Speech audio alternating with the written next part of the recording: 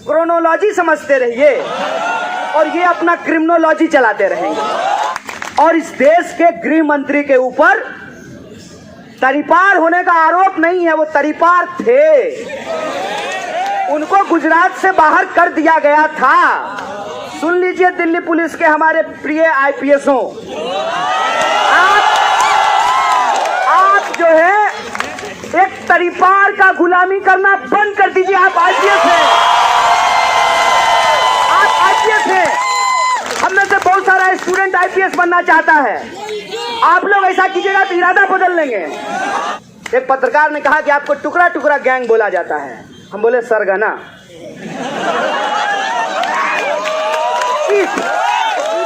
Chief बोला जाता है। और यहाँ मंत्री जी के दफ्तर के बाहर दिन दहाड़े बिना नकाब के इतने लोगों के सामने स्वीकार करता हूं कि हूं देश का नहीं कराएंगे टुकड़ा, आपका टुकड़ा करेंगे, भाजपा का टुकड़ा करेंगे। ये ऐलान है, ये इसको हमारा इकबालिया बयान समझिए आप। और मेरिट की बात करते हैं, क्या मेरिट है आपके लल्ला का? क्या मेरिट है? क्या मेरिट है? सिर्फ इस बात को छोड़ दिया जाए कि उनकी शक्ल हूबहू अमित शाह से मिलती है, उस आदमी का क्या मेरिट है? उसको कैसे इस देश में बीसीसीआई का सेक्रेटरी बना दिया गया है? बताइए। जेएनयू था, इतना पढ़ा के सिखा दिया है ना कि जो आप पे हुक्म चलाता है ना उसको हम आंख दिखाते हैं, आंख दिखाते हैं।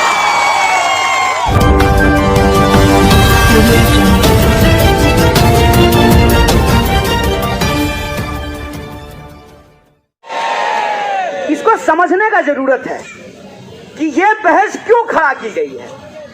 यह बहस इसलिए खड़ा किया गया है ताकि आप क्रोनोलॉजी समझते रहिए और ये अपना क्रिमिनोलॉजी चलाते रहेंगे। ये अपराध है। और इस देश के गृह मंत्री के ऊपर तरीपार होने का आरोप नहीं है, वो तरीपार थे, उनको गुजरात से बाहर कर दिया गया था। सुन लीजिए दिल्ली पुलिस के हमारे प्रिय आईपीएसओं, आप जो है एक तरीपार का गुलामी करना बंद कर दीजिए। आप आईपीएस हैं, आप आईपीएस हैं। हम में से बहुत सारा स्टूडेंट आईपीएस बनना चाहता है। आप लोग ऐसा कीजिएगा तो इरादा बदल लेंगे।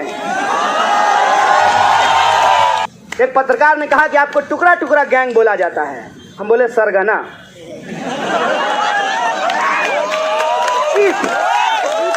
चीफ बोला जाता है। और यहाँ मंत्री जी के दफ्तर के बाहर दिन दहाड़े बिना नकाब के इतने लोगों के सामने स्वीकार करता हूं कि हूं देश का नहीं कराएंगे टुकड़ा, आपका टुकड़ा करेंगे, भाजपा का टुकड़ा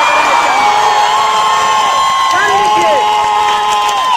ये ऐलान है, ये इसको हमारा इकबालिया बयान समझिए आप, ये हमारा ऐलान समझिए आप कि देश को तोड़ने की आपकी साजिश, देश को नफरत के आग में जलाने की आपकी साजिश, बेईमानी के आधार पे आपकी राज करने की साजिश को नाकाम करेंगे।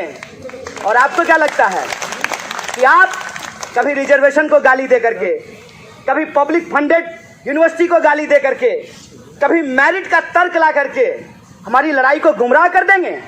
आइए, भेजिए जिसको भेजना है। जौन सा आपका सबसे सुयोग्य संतान है उसको भेजिए बहस करने के लिए। हम बहस करेंगे आपसे, हम आपको बताएंगे कि मेरिट क्या होता है।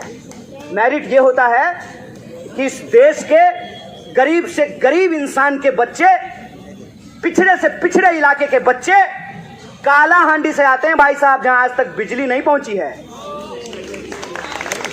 जहां बिजली नहीं पहुंची है वहां के बच्चे अपनी मातृभाषा तो जानते ही हैं, बांग्ला, उड़िया, भोजपुरी, मैथिली, मलयालम, कन्नड़, तमिल, तेलुगु, असमीस, ये सब भाषा तो वो जानते ही हैं।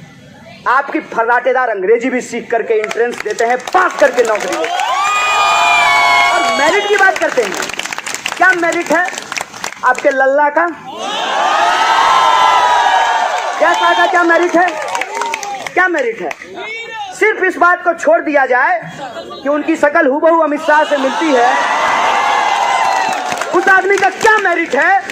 उसको कैसे इस देश में बीसीसीआई का सेक्रेटरी बना दिया गया है? पूछेंगे कोई सवाल? कोई ठोकेगा ताल? बताएगा कि नेशन वांट्स टू नो? हम चैलेंज करते हैं, हिम्मत करेंगे सवाल। पुलिस से हमारी कोई लड़ाई नहीं है, क्योंकि हम लोग हमेशा ये नारा लगाए हैं, ये अंदर की बात है, पुलिस हमारे साथ है। अरे जेएनयू जब बचेगा तो आपका बच्चा भी पढ़ेगा। कोशिश करके देखिए, देखिए आपको बच्चे को पढ़ाने में क्या तकलीफ होती है।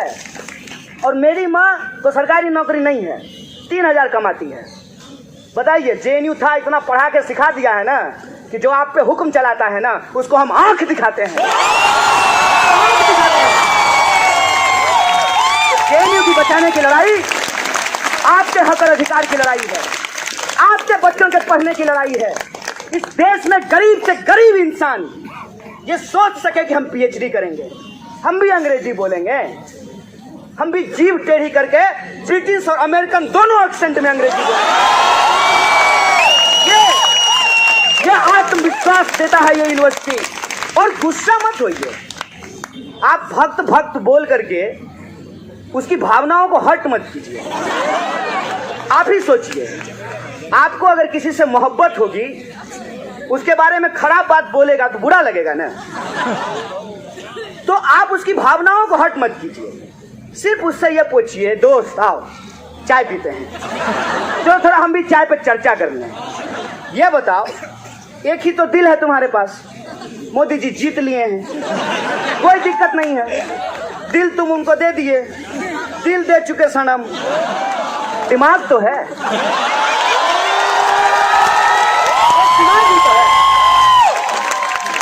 एक दिमाग है ना आपके पास।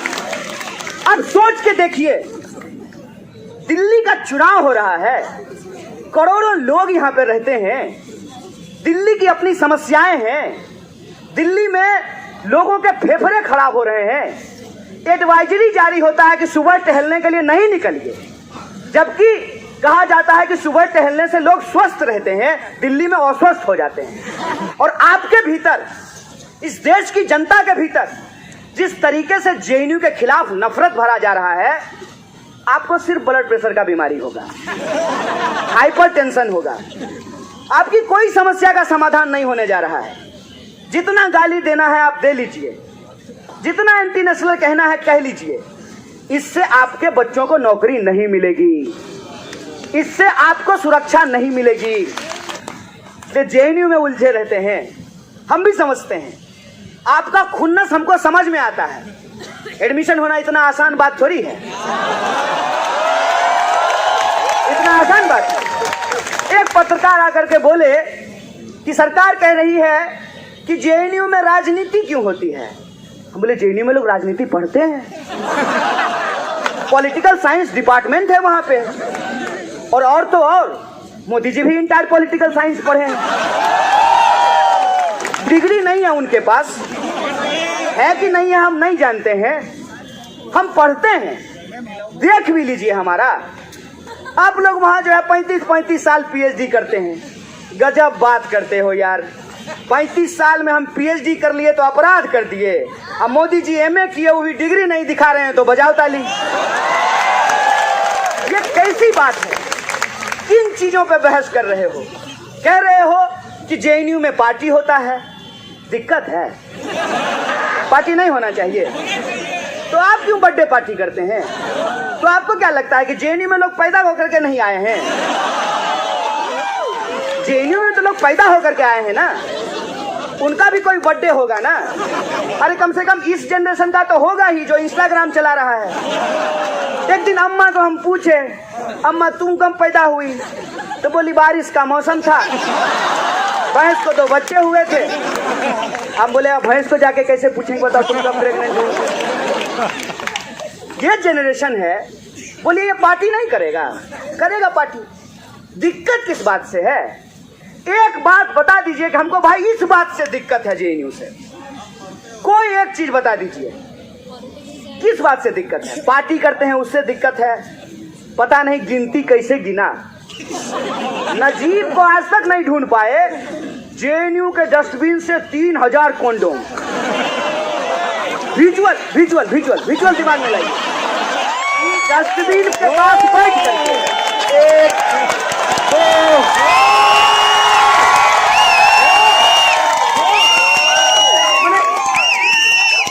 बकवास है, ये बकवास है, कहते हैं बकवास कि आप कॉन्डोम गिन रहे हैं, शराब का बोतल गिन रहे हैं। अरे भाई, हमारे सिगरेट पीने से दिल्ली की हवा नहीं खराब होती है। जो पीता है, फोटो लगा हुआ है भाई उस पे कि अगर आप पढ़ नहीं सकते हैं तो फोटो देख लीजिए, वो अपना फेफड़ा खराब कर रहा है। अगर स्टूडेंट नहीं पढ़ेगा तो वो अपना भविष्य खराब करेगा। स्टूडेंट की बड़ी चिंता हो रही है, स्टूडेंट के नाम पे राजनीति हो रही है। उल्लू समझते हैं क्या अपने जैसा? एक पत्रकार हमको बार बार कह रहा था कि जो दे सकते हैं उनको देने में क्या दिक्कत है। अरे जो तुमको दे सकते हैं उनसे तो तुम ले ही रहे हो। तुम ये तो बताओ कि जो नहीं दे सकते हैं उनके लिए तुम्हारे पास क्या योजना है। जेएनयू में जो आज पढ़ते हैं उनको फेलोशिप मिलता है, उनको जेआरएफ मिलता है, वो फीस दे सकते हैं। वो सिर्फ अपनी फीस के लिए नहीं लड़ रहे हैं, वो इस बात के लिए लड़ रहे हैं कि आज अगर हम नहीं लड़ेंगे तो कल को फिर से कोई आंगनबाड़ी का बेटा, कोई चूड़ी बेचने वाला का बेटा, कोई सब्जी बेचने वाली की बेटी यूनिवर्सिटी में नहीं आ पाएगी। इस बात के लिए लड़ रहे हैं। भारी बेशरम लोग हैं। दुद्दू को मंत्री बनाए हुए हैं जेएनयू, दुद्दू को। और इस्तेमाल क्या करते हैं हमारे दोनों पुराने एलुमनाई का। जैसे भाजपा जब चुनाव हार जाएगी ना तो बाइट देने के लिए शाहनवाज हुसैन को भेज देगी। अब भाजपा जब जीत जाएगी तब पात्रा आएंगे मोदी जी की कृपा समझाने के लिए। अभी जब जेएनयू का मामला हुआ है तो दोनों जेएनयू के एलुमनाई को आगे कर दिया है। एक एलुमनाई ने कहा कि हमारे समय में टुकड़ा टुकड़ा गैंग नहीं था। सर, 2014 से पहले टुकड़ा टुकड़ा सरकार भी नहीं था। इतने यूनिवर्सिटीज खुले, इतने कॉलेज खुले। ट्रेन में अगर पूछ दीजिए किसी विद्यार्थी से कि क्या करते हो, हर दूसरा तीसरा कहेगा कि इंजीनियर हैं। इतने इंजीनियर इस देश ने पैदा किए, इतने एमबीए घूम रहे हैं, ब्याह होना बंद हो गया है। सही बात बोल रहे हैं। इंजीनियरिंग का डिग्री लेने के बाद भी शादी नहीं हो रही है, अलग समस्या है। नौकरी का गारंटी नहीं है। हर बार चुनौती देते हैं कि जो करना है करो, तैयार हैं झेलने के लिए। जेल भी कोई बुरी जगह नहीं होती है। जब समाज भी जेल जैसा हो जाए तो जेल भी बुरा नहीं होता।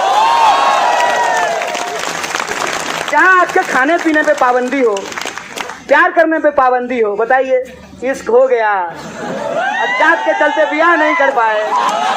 सर जी, आप लोग भी सोचिएगा, आप भी जवान रहे होंगे कभी। इश्क हुआ, जात के चलते ब्याह नहीं कर पाए, बताइए इससे ज्यादा तकलीफ और कुछ होगा है? और कह रहा है कि नाम देख करके टाइटल देख करके कैब बुक कीजिए। बताइए समाज को कैसा बनाना चाहते हैं? समाज को आप ऐसा बनाना चाहते हैं कि एक ही समाज में रहने वाले लोग एक दूसरे से नफरत करना शुरू कर दें। आज जो लोग जेएनयू के साथ खड़े हो रहे हैं, हो सकता है कि उनको अपने फैमिली के व्हाट्सएप ग्रुप में एंटी नेशनल बोला जाता हो सकता है कि पिताजी को गुस्सा किसी और बात का था। पिताजी चाहते थे कि इंजीनियरिंग कर ले, लड़का फूको पढ़ करके बोला कि नहीं पॉलिटिकल साइंस पढ़ेंगे। हो सकता है इस बात का गुस्सा हो सकता है कि पुराना प्यार और पुराना क्रश, जब उसको प्यार नहीं मिला तो आपको एंटी नेशनल बोलना शुरू कर दे। लेकिन ये सब ओस की उस बूंद की तरह है, जब गर्मी की तपिश होती है तो उस ओस का बूंद भाप होकर के उड़ जाता है। ये इतिहास आज यहाँ जो आप सब लोग बैठे हुए हैं, ये अपनी पीढ़ियों को आप सुनाएंगे कि हम लोग लड़े थे। और मैं ज्यादा पुरानी बात नहीं बता रहा हूँ, यही वो जगह है, यही MHRD है। मंत्री जी कोई और थी, हाँ वही सास बहू वाली। मंत्री जी को रोड पे आना पड़ा था, रोड पे। जब जनता रोड पे आती है ना तो सरकार भी ऐसी कमरों में नहीं रह सकती है, उसको रोड पे आना पड़ता है। रोड पे आई थी विद्यार्थियों से बातचीत करने के लिए, और ये समझौता हुआ कि आप विद्यार्थियों का वजीफा, उसकी छात्रवृत्ति, उसका स्कॉलरशिप बंद नहीं करेंगे, और बंद नहीं हुआ था। बोलिए जीते थे कि नहीं जीते थे?